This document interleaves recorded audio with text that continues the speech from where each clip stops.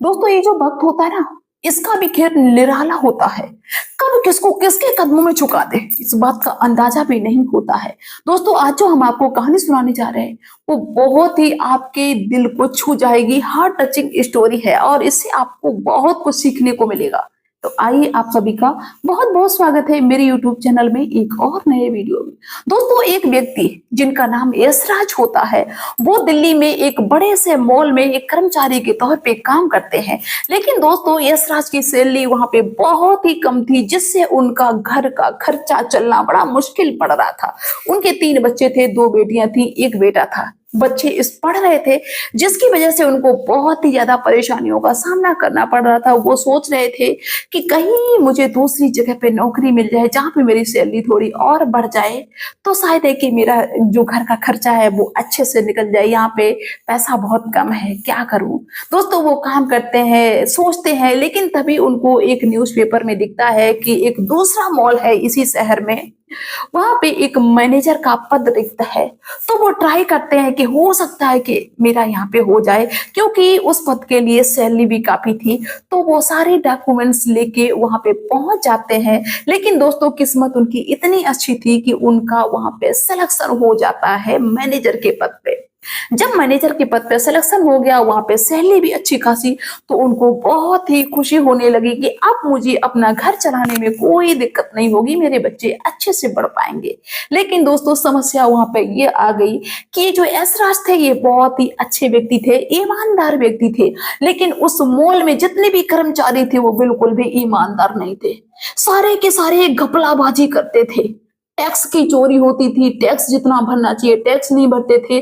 जितना भी expiry date वाले प्रोडक्ट थे सब में नई चिट लगा के उनको दोबारा से चला देते थे। और लोकल चीजें वहां पे बेची जाती थी, जो बच्चों के खाने पीने का सामान था वो भी लोकल बेचा जाता था। दूध के पैकेट हुआ करते थे, वो भी जो वहां पे मतलब दिखाया जाता वो चीज होती नहीं थी। तो जब ये सारी चीजें देखते हैं तो वो इन सब पे रोक लगाने की कोशिश करते हैं, क्योंकि काफी सारे लोग शिकायतें लेके आए थे। जो भी अपने बच्चों के लिए खाद्य पदार्थ की चीजें लेके जाते हैं उनसे बच्चे बीमार हो जाते हैं। वो लोग कहते हैं ये चीजें लोकल हैं। हम दूध लेके जाते हैं तो दूध फट जाता है, प्लास्टिक जैसा हो जाता है। लोगों की शिकायतें आती, तो ये जो मैनेजर साहब थे, जो यशराज थे, वो इन सारे कर्मचारियों पे सख्ती करते हैं। जब दोस्तों वो गलत चीजें रोक दी जाती हैं तो जो मुनाफा पहले होता था वो मुनाफा बंद हो गया। अब जो उस मॉल के मालिक थे वो कहते हैं वहां पे आके कि जो मेरे बाकी मॉल हैं वहां पे इतनी जो अर्निंग होती थी इससे कम होती थी, और वो जैसी होती वैसी अब भी चल रही है, लेकिन यहाँ पे तो सबसे ज्यादा मुझे इनकम होती थी। और अब क्या हो गया जिसकी वजह से ये मॉल हमारा घाटे में जा रहा है। तो वहां की जो कर्मचारी थी वो बताते हैं कि ये सब चीजें हुई हैं ये नए मैनेजर के आने की वजह से। और सारी जो चीजें थी बता देते हैं कि वो चीजें जो प्रोडक्ट हम बेचते हैं, जो मतलब एक्सपायरी डेट वाले हैं, जो लोकल है, वो इस मैनेजर ने सारी की सारी रुकवा दी। जब दोस्तों वो मालिक ये चीज सुनता है तो उस वक्त बबूला हो जाता है और यशराज को अपने पास में बुलाता है। यशराज से पूछता है कि यशराज मुझे इतना घाटा क्यों हो रहा है। तो यशराज ये सोच रहे थे कि हम अपनी ईमानदारी का भाई परिचय देंगे, हम ये चीजें बताएंगे तो मालिक हमसे खुश हो जाएंगे, मालिक मुझे बहुत ज्यादा अच्छा बताएंगे। लेकिन वहां पे दोस्तों उल्टा हो जाता है। मालिक भड़क जाता है, कहता है कि तुम्हारी सबकी सैलरी हम कहाँ से देंगे, इतना सारा पैसा जो तुम्हारी सैलरी है कहाँ से हम देंगे, इन कर्मचारियों को पैसे कहाँ से देंगे अगर हम इतने ईमानदार हो जाएंगे। अगर घोड़ा घास से प्यार करेगा तो फिर खाएगा क्या, भूखा मर जाएगा। इतनी ईमानदारी के साथ में हम काम नहीं कर सकते।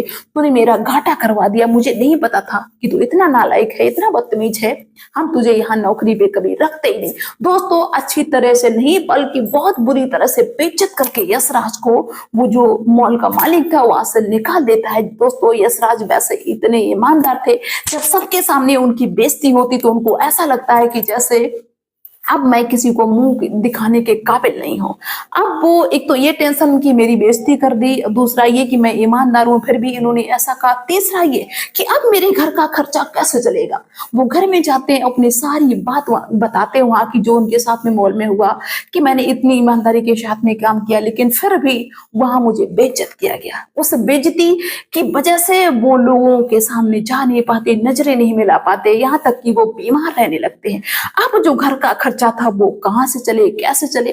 तो उनकी बड़ी बेटी मानवी वो काफी समझदार थी और अच्छी परीक्षाओं के लिए वो तैयारी कर रही। तो अपने पिताजी से कहती, पिताजी कोई बात नहीं, तुम चिंता ना करो, तुम्हारी तबीयत नहीं ठीक है, अब हम देखते हैं कि कहीं पे मुझे अगर काम मिल जाएगा तो हम काम करने लगेंगे। पिता कहते हैं कि बेटा तुम कैसे कर पाओगी, लेकिन वो बेटी आश्वासन दिलाती है अपने पिता को कि कोई बात नहीं। तब दोस्तों वो बेटी पता करती है कि एक ऐसी कंपनी जहाँ पे काफी सारे कर्मचारियों की जरूरत है। तो वो सारे डॉक्यूमेंट्स लेके उस कंपनी में जाती है और अच्छी बात यह है कि वहां पे उसका सिलेक्शन हो जाता है और 20,000 रुपए सैलरी भी उसकी हो जाती है। जब ये खबर उसके घर वाले सुनते हैं तो सारे लोग खुश हो जाते हैं कि चलो जैसे तैसे कुछ तो गुजारा होगा। दोस्तों वो बेटी वहां पे काम करने लगती है, मानवी काम करने लगती है। जैसे ही लगभग 20 दिन का टाइम बीता, उस कंपनी के जो मालिक थे उनकी गंदी नजर इस पे होती है मानवी पे, और वो सख्ती करते हैं कि तुम मेरे अनुसार काम करो, मैं जैसे बताऊं वैसे काम करो, जब मैं बुलाऊं तब मेरे पास आओ, तुम्हारी सैलरी डबल कर देंगे और तुम्हें कोई ज्यादा काम भी करना नहीं पड़ेगा। लेकिन मानवी इन सब के खिलाफ हो जाती, वो कहती कि नहीं, मुझे ऐसा नहीं करना है। दोस्तों जैसे तैसे मानवी पूरा 1 महीना कंप्लीट करती है और अपनी सैलरी का हिसाब करा के, अपनी नौकरी का हिसाब करके अपने घर पे आ जाती है और घर पे अपनी सारी बात बताती है कि ऐसा ऐसा वहां पे हो रहा था जिसकी वजह से मैंने वहां पे रिजाइन दे दिया। अब समस्या सबसे बड़ी आ गई कि अब भाई अब क्या किया जाए। अब तो वो एक सहारा था वो भी खत्म हो गया, अब घर कैसे चले। बहुत ही ज्यादा परेशान होती है। एक दिन वो अपनी फ्रेंड के घर पे जाती है और अपनी सारी जो जिंदगी की परेशानी थी, दुख था, वो सारा बताती है। लेकिन वो जो फ्रेंड थी उसके पिताजी पैसे वाले थे। वो कहते हैं कि बेटी कोई बात नहीं, तुम्हारे घर में ये स्थिति है तो अगर तुम पढ़ना चाहती हो तो तुम पढ़ो, हम तुम्हें पैसा देंगे। वो बेटी कहती कि नहीं, आप ऐसे मेरा खर्चा कहाँ तक देंगे, मेरा बहुत खर्चा है, मेरा घर भी नहीं चल रहा है और कमाने वाला कोई नहीं, पिताजी की तबीयत खराब, अब तो मेरी जिंदगी बेकार है, मेरे जो भी सपने थे सारे टूट गए। लेकिन जैसे तैसे उसकी जो फ्रेंड थी उसके पिता आश्वासन दिलाते हैं, तो ये बेटी मानवी फिर से मेहनत के साथ में पढ़ने लगती है और यूपीएससी की तैयारी करने लगती है। लेकिन दोस्तों वो हर जगह पे देख रही थी कि मेरा कहीं पे भी सिलेक्शन हो जाए, मतलब एक जगह नहीं कि एक ही जगह को पकड़ के बैठे। दोस्तों ऐसी पढ़ाई करते करते क्या होता है कि फॉर्म भी हर जगह अप्लाई करती थी, इसका इनकम टैक्स विभाग में ऑफिसर के पद पे चयन हो जाता है मानवी का। तो दोस्तों घर में खुशी की लहर दौड़ जाती है। जब मानवी का सिलेक्शन हो जाता है तो पहली बार ये लखनऊ में गई ड्यूटी करने के लिए। इसके बाद इसने जैसे तैसे करके भाई अपना दिल्ली में ही करवा लिया और जो भी इनकम टैक्स विभाग का जो काम होता है उसका वो देखती है। जहां पे लगता है कि यहाँ पे घपलाबाजी हो रही है, सही से टैक्स नहीं भरा जा रहा है, तो वहां पे उस कंपनी को जो भी चीजें होती है उसको सील कर देती है। बहुत ही सख्ती के साथ में काम करती है।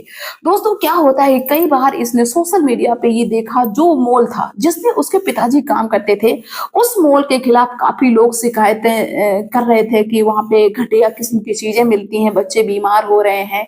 एक दिन विचार बनाती है कि क्यों ना इस मॉल पे रेड मारी जाए, इसके बारे में देखा जाए, जो ये टैक्स भरते हैं क्या ये सही है या गलत। जब दोस्तों वो पुलिस को लेके वहां पे पहुंच जाती है, अपनी गाड़ी खड़ी करती है मॉल के बाहर, तो वहां पे अफरा तफरी का माहौल मच जाता है। दोस्तों वो मानवी वहां पे पहुंच के सारी चीजों की खोजबीन करती है, तो वहां पे बहुत सारी चीजें गलत मिलती हैं। जो वहां पे प्रोजेक्ट बेचे जा रहे थे, जो चीजें बेची जा रही थी वो एक्सपायरी डेट वाली है, बहुत सारी चीजें गलत, और प्लस जो वहां पे टैक्स भरा जाता है वो भी गलत, जितना भरना चाहिए उतना नहीं भरा जाता वहां पे। मतलब सारी गड़बड़ी जब मिलती है तो मानवी उस मॉल को बंद करवा देती, सील लगा देती उसमें।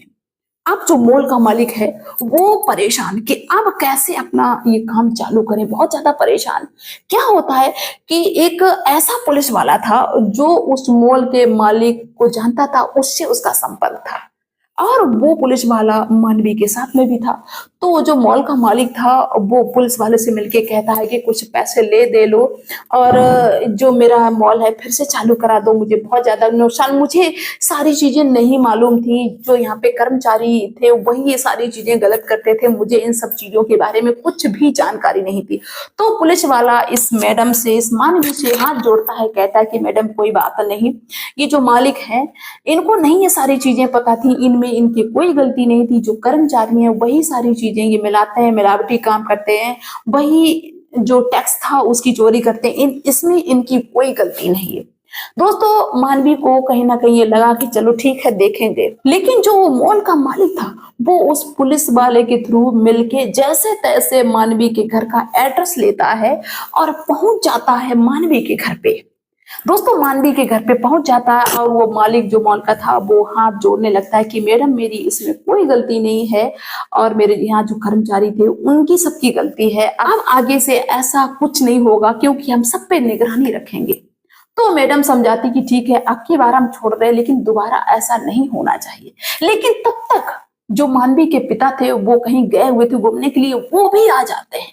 और जैसे ही उस मालिक ने देखा, मॉल के मालिक ने उनके पिताजी को, यशराज को, तो कहते हैं अरे यशराज तुम यहाँ पे क्या कर रहे हो, ये क्या तुम्हारा घर है? दोस्तों यशराज भी उस मॉल के मालिक को देख के चौंक जाते हैं। और ये सारी चीजें पहले से पता थी कि हाँ मानवी ने एक मॉल को बंद करवाया है, सील करवाया, लेकिन मानवी के पिता को ये नहीं मालूम था कि ये वही मॉल है जहां पे मुझे बेइज्जत करके निकाला गया, ये वही मालिक है जिसने मुझे बेइज्जत करके निकाला। दोस्तों मानवी कहती कि हाँ ये मेरे पिताजी हैं, क्यों क्या हुआ? तो वो जो यशराज थे वो उस मालिक से कहने लगते हैं कि मैं मानवी का पिता हूं, ये मेरी ही बेटी है। दोस्तों बेटी से कहते हैं कि बेटी ये वही है जिन्होंने मुझे मेरी ईमानदारी की वजह से मुझे बेइज्जत करके निकाला था। दोस्तों जब मानवी ने ये बात सुनी तो मानवी आग बबूला हो जाती है कि कहीं कहती है कि तुमने मुझसे झूठ क्यों बोला, तुमने मुझसे ये क्यों कहा कि मेरे यहाँ जो कर्मचारी हैं वो मिलावटी काम करते हैं, मैं इन सब में इन्वॉल्व नहीं हूँ, मुझे इन सब की जानकारी बिल्कुल नहीं थी। मेरे पिताजी ने तुमको बताया था जो वहां पे गलत काम होता था, तुमको मेरे पिताजी ने बताया था। अब जो मॉल का मालिक था उसके मुंह से बोल नहीं निकल रहा कि मैं क्या बोलूं, क्योंकि सबूत उनके सामने खड़ा था और मानवी को सारी बातें मालूम थी।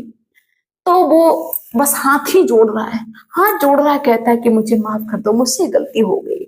मानवी कहती कि नहीं, हम माफ नहीं कर सकते, तुम गलत काम करते थे और तुमको इन सब की जानकारी भी थी, मेरे पिताजी ने तुमको जानकारी दी थी, लेकिन फिर भी तुमने गलत काम किया मेरे पिताजी को बेइज्जत करके। और अब हम चाहेंगे कि जिंदगी में तुम्हारा कभी मॉल दोबारा फिर से ना चल पाए और हमेशा इस मॉल में सील ही लगी रहे। हाँ कि अगर सच में तुम्हें नहीं मालूम होता तो शायद है कि दोबारा फिर से चालू हो जाता, अब ये मॉल कभी नहीं चालू होगा। तो दोस्तों पिता के सामने ये चीजें आई और उनको लगा कि हाँ आज ही मेरी बेटी के सामने गिड़गिड़ा रहा है, तो उनके पिताजी के सीने में थोड़ी सी ठंडक हुई। कहीं ना कहीं उनको ऐसा लगे कि मेरी बेइज्जती का बदला मेरी बेटी ने ले लिया है। तो दोस्तों ऐसा होता है, समय समय की मार ऐसी होती है, किसको किसके कदमों में झुका दे कोई अंदाजा नहीं होता है। तो सभी से रिक्वेस्ट करते हैं कि किसी से भी बात करिए, किसी से मिलिए, कभी किसी को ऐसा ना बोलिए कि फिर तुमको दोबारा पछताना पड़े और उसके पैरों में गिरना पड़े। तो चलिए दोस्तों मिलते हैं नेक्स्ट वीडियो में ऐसी ही किसी शिक्षाप्रद स्टोरी के साथ में। और आप लोग कहाँ से मेरा वीडियो देख रहे हैं मुझे कमेंट्स के थ्रू जरूर बताना। तो बाय सभी को।